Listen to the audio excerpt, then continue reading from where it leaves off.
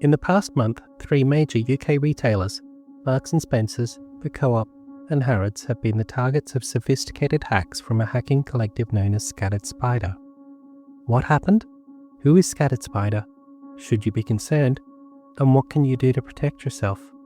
I'm C, and this is Scams, Hacks and Frauds.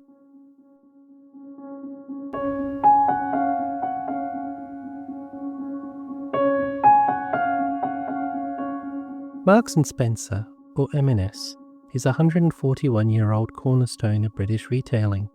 Starting as a market stall in Leeds, it now has almost 1,500 locations, revenue of £13 billion, and almost 75,000 employees. Its largest stores sell clothing and food, additionally has many smaller food-only outlets. On April 23, 2025, following reports of problems with contactless payments and online orders, the company announced it was dealing with a major cyber incident.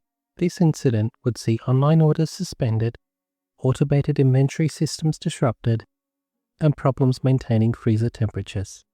The disruption would also see regular donations of food to charity suspended. As the days passed, the extent of the attack became increasingly clear. The hackers, known as Scattered Spider, had started their infiltration of M&S at least 2 months earlier. Finding help within the company's outsourced IT help desk, they accessed the encrypted file that stores passwords and decrypted it offline.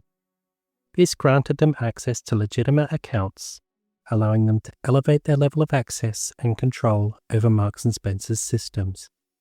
When the timing was right, they deployed a piece of software known as Dragon Force Encryptor. The Spider's trap had been sprung. Later reports would suggest the hack caused £300 million in lost sales. Scattered Spider is a hacking collective based in the UK and the US, believed to consist of teenagers. They are thought to be responsible for a significant hack of MGM resorts and casinos. Scattered Spider's process is known to include purchasing domain names similar to those of their targets to carry out sophisticated phishing attacks. This includes hiring individuals to call their targets in attempts to extract information through social engineering techniques, such as those calls to the IT help desk. Dragon Force is a separate but affiliated group that develops software used by hackers in cyber attacks. This software encrypts the victim's data and demands a ransom for its release. Dragon Force retains 20% of the ransom, while the hackers utilizing the software receive the remaining 80%. However, Dragon Force claims to adhere to a code of ethics, explicitly refusing to target healthcare providers. Who said there is an honor among thieves? Over the next few days, it became increasingly clear that M&S was not the only target of the Scattered Spider.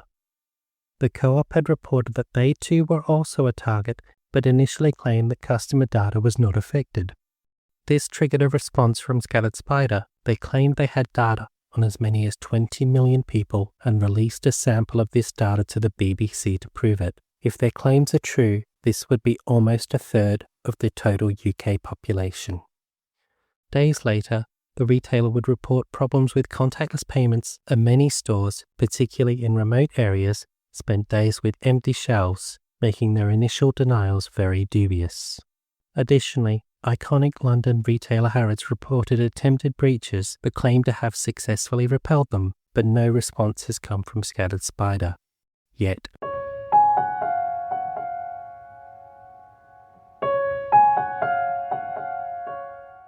Situations like this are good reminders of exactly how many companies have our data and how much we rely on them to do the right thing to protect us. Media reports citing insiders at both M&S and Co-op talk about a lot of confusion and disorder inside these firms, with some reports suggesting that there was a complete lack of any contingency planning for this situation. So it might seem like there's nothing at all we can do. Now might be a good time to consider changing your passwords. Marks & Spencer do believe that customer passwords were accessed and will be resetting all customer passwords. But even if you're not an M&S customer, this is a good opportunity to talk about what constitutes a strong password. If you've been in the workforce for years, you may have been taught the passwords need to consist of random letters, numbers, and symbols. However, these passwords can be difficult to remember. Additionally, if they're not sufficiently long, they can be easily guessed by computers. A better approach for most users is to use a phrase or song lyric as a password, opting for a collection of words instead of just letters. While you should still include numbers, capital letters, and symbols, using a phrase will create a longer password that is more difficult for a computer to crack, whilst also being easier for you to remember. Although a longer password will make it take more time to crack a password, it isn't enough, as any password will be cracked given enough time. You need to have multi-factor authentication, sometimes called two-factor authentication, everywhere you can, especially on the most important things like your email and banking apps. Multi-factor authentication means that when you log in, you'll need more than just a password.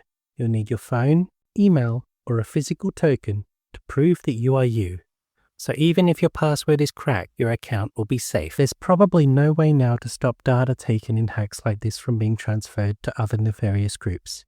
The genie is out of the bottle. What you can do, however, is take some proactive steps. Sign up for a service like Have I Been Pwned and services that check your credit report regularly for any unusual activity, so you know before anyone else if your details are being used. You should also be on the lookout for recovery scammers. These are people who get the details of people who have been the victims of scams and hacks like these. People may call, perhaps pretending to be from M&S or the Co-op or some other established reliable name, offering some sort of solution to problems caused by this hack or offer some sort of compensation. If you do get an unexpected call from any organization, the best thing to do is just hang up and call them on a known good phone number, such as that on the back of your card if it's your bank or some other paperwork, or if you're sure you're looking at it, the actual proper official website of the organization. Lastly, we don't mean to sound total tinfoil hat here, but having a few days stored long life food can't hurt, especially if you're in an area with restricted outlets for food. This isn't just in case of a hack, but many disasters, natural and otherwise, can make it hard to get to a store or see deliveries restricted. I've been C, and this has been Scams, Hacks and Frauds. If you found this useful, please share it with everyone you know. You can find more about our show and how to support us at scamshacksandfrauds.com.